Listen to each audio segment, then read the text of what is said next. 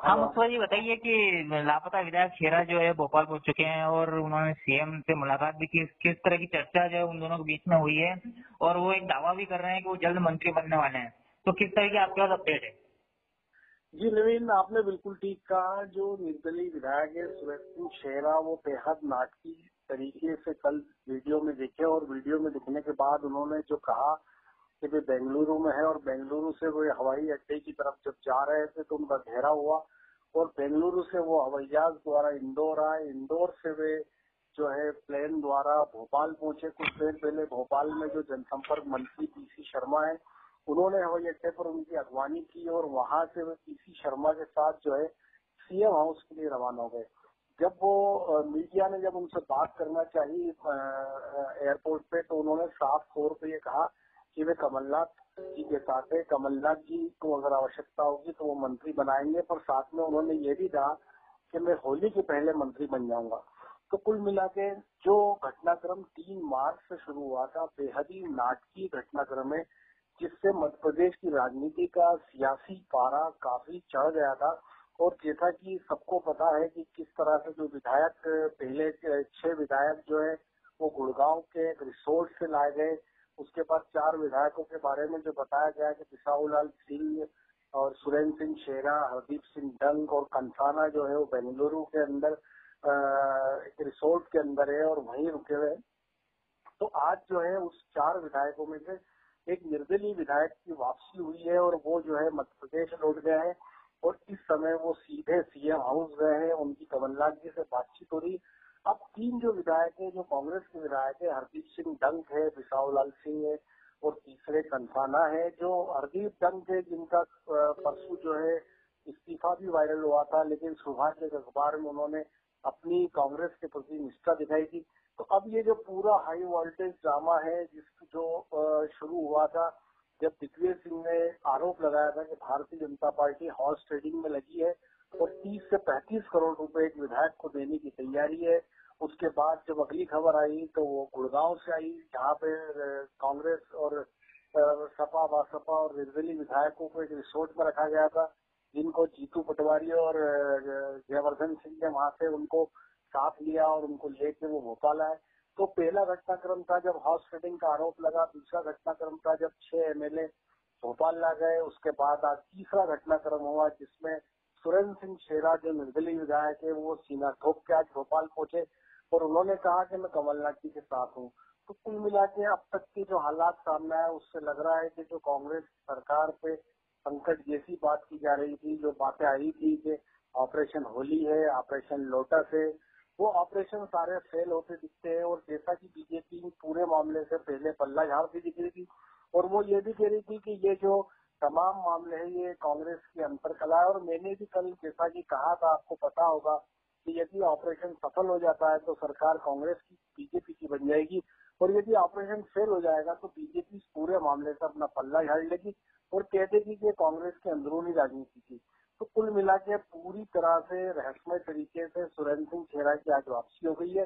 बाकी 3 विधायकों का मध्य प्रदेश को इंतजार है, वे कब लौटेंगे, कहाँ होंगे। क्योंकि आज सुरेंद्र सिंह खेरा ने एक बात और बोली कि वो बाकी जो कांग्रेस के 3 विधायक है उनके साथ नहीं है, ना ही उनको पता है वो कहाँ है। मैं तो अपने परिवार के साथ बेंगलुरु गया था। और एक और खास बात नवीन ये है कि पूरे घटनाक्रम को देखें और अगर नेताओं की बातों पर विचार करें तो नेता कब क्या बोलते हैं, कैसे बोलते हैं, किन उद्देश्यों को लेके बोलते हैं, उनके बारे में आम लोग उतना तत्काल समझ नहीं पाते। फिर वो कई साल बाद घटनाक्रम खुलते हैं या कोई किताब लिखता है तो उस समय पे मेरी ये किताब है, तब जाके पता चलता है कि 10 साल 5 साल 20 साल पहले फलाने नेता ने ये क्यों कहा था, उसके पीछे क्या कहानी थी। जनता खाली उन्हीं चीजों को समझ पाती है जो सामने दिखती है और जैसा वो बोलते हैं। पर कुल ये इतना तय है कि ये पूरा घटनाक्रम धीरे धीरे रहस्यमय होता जा रहा है, और आखिर इसके अंदर क्या खिचड़ी पकी और क्या कहानी है, ये आने वाले वक्त में जब भी इससे पर्दा उठेगा तब इसका पता चल पाएगा। जी नवीन। आपके पास तो सुहासरा विधायक हरदीप सिंह डंग को लेकर कोई जानकारी, किस तरह वो कहाँ है? कोई आप फोन पे चर्चा हुई आपकी या फिर उनकी कोई चर्चा बड़े नेताओं से हुई कांग्रेस की? ऐसी कोई अपडेट है आपके पास? जी नवीन, अगर हरदीप सिंह डंग की बात करें तो उनका घटनाक्रम भी बेहद नाटकीय है। आप देखिए किस तरह से परसों के सुबह के अखबार में उनका एक विज्ञापन छपता है जिसमें कहते हैं वो कि कांग्रेस के साथ है। शाम को उनका इस्तीफा वायरल होता है और कल जो है उनके माता पिता दोनों ही मीडिया से बात करते हैं और वो दोनों ही जने माता पिता दोनों ही मीडिया से बात करते हुए कमलनाथ जी को संबोधित करते हैं और ये कहते हैं कि कमलनाथ जी आप उनको उनका हक दिलाइए। यहाँ के क्षेत्र की जनता बेहद परेशान है, कर्ज माफी को लेकर परेशान है। उन्होंने ये भी कहा कि किस तरह जो है हरदीप सिंह डंग रात दिन मेहनत करते हैं, ये करते हैं, पब्लिक में रहते हैं, पर उनका वाजिब हक नहीं मिल रहा है। और उन्होंने ये भी कहा कि हम जब उनसे पूछते थे कि बेटा तू मंत्री कब बनेगा, तो हरदीप कहते थे कि ईश्वर पे भरोसा रखो। तो कल दिन भर का ये घटनाक्रम चलता रहा। उसके बाद से उनकी कोई बात नई स्थिति सामने नहीं आई और जो हरदीप सिंह डंग के उनका मोबाइल भी स्विच ऑफ है, उनकी किसी भी व्यक्ति से अभी तक कोई बातचीत नहीं हुई है। लेकिन आज इस दौरान कुछ लोग जो है स्वास्थ्य क्षेत्र से भोपाल पहुंचे थे, उन्होंने वहां पहुंच करके कमलनाथ जी से मांग करी कि हरदीप डंग को मंत्री बनाया जाए और क्षेत्र की जनता के साथ इंसाफ किया जाए। वे नीमच मंदसौर संसदीय क्षेत्र के इकलौते जो है विधायक है। तो हरदीप सिंह डंग का भी जो जन्मदिन मना के वो गायब हुए 2 मार्च को, उसके बाद आज तक उनका कोई भी सीधा संपर्क किसी से पता नहीं चल पाया है। और ये जरूर सुना जा रहा है कि आज शाम तक हरदीप सिंह डंग भी भोपाल पहुंच जाएंगे और संभावना ये है कि वे और बाकी कंथाना और बिसाऊलाल सिंह भी भोपाल पहुंचेंगे। और ये भी जानकारी मिल रही है कि जो ये असंतोष दिखा है, जो असंतुष्ट विधायक है, उनको भी हो सकता है कमलनाथ जी आने वाले दिनों में अपने मंत्रिमंडल में शामिल कर ले। जी नवीन, अभी तक जो राजनीति में जिस तरह की घमासान चल रहा है उसमें किस पार्टी का पड़ रहा है जो आपको भारी लगता है?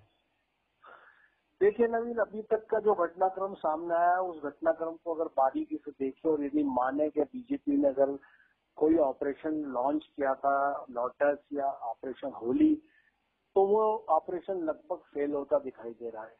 और ये भी दिख रहा है कि कांग्रेस के कमलनाथ और दिग्विजय सिंह ने पूरी तरह डैमेज कंट्रोल कर लिया है।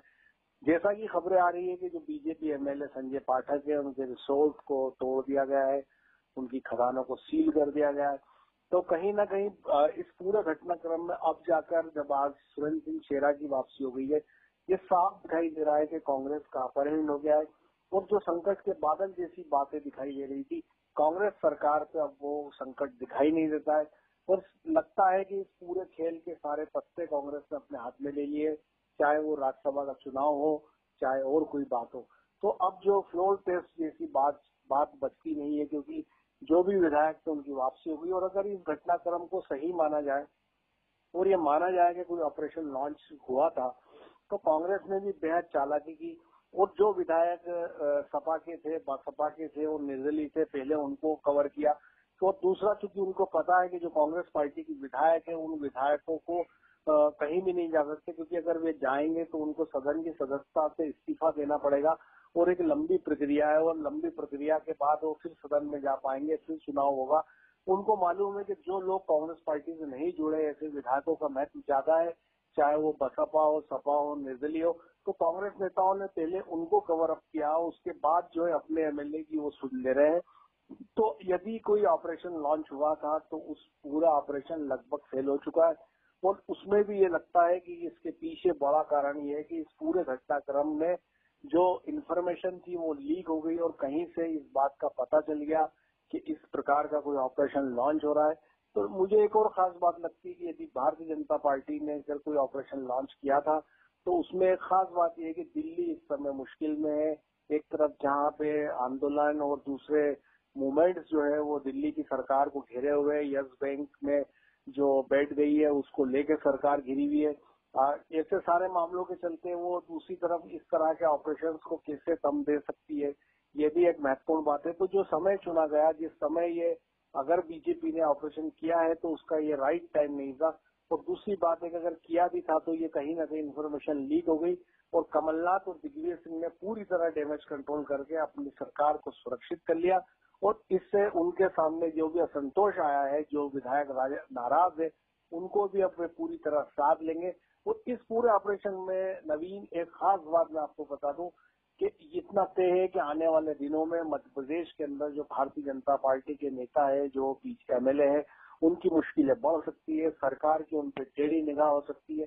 चाहे वो हनी ट्रैप का मामला हो जो इस समय पूरी तरह से बंद था, जिसका कि अब तक के कई बड़े नाम बीजेपी से जुड़े उसमें बताए जा रहे हैं, तो कहीं ना कहीं सीएम कमलनाथ जो है अब वो पिटारा खोल सकते हैं हनी ट्रैप का, व्यापम का, और वो भारतीय जनता पार्टी पे हमले तेज कर सकते हैं, क्योंकि उनको ये पता चल गया है कि बीजेपी उनको कभी भी मुश्किल में डालने का काम कर सकती है। इसलिए अब वो सारे काम करेंगे जिससे भारतीय जनता पार्टी मुश्किल और परेशानी में पड़े। जी नवीन, धन्यवाद आपको मुझे जानकारी के लिए। तो ये थे हमारे वरिष्ठ पत्रकार मुस्तफा, जिन्होंने बताया कि निर्दलीय विधायक सुरेंद्र छेरा जो भोपाल पहुंच चुके हैं और उन्होंने सीएम से मुलाकात की है और उन्हें श्योर किया है कि होली से पहले जो है मंत्री बनेंगे।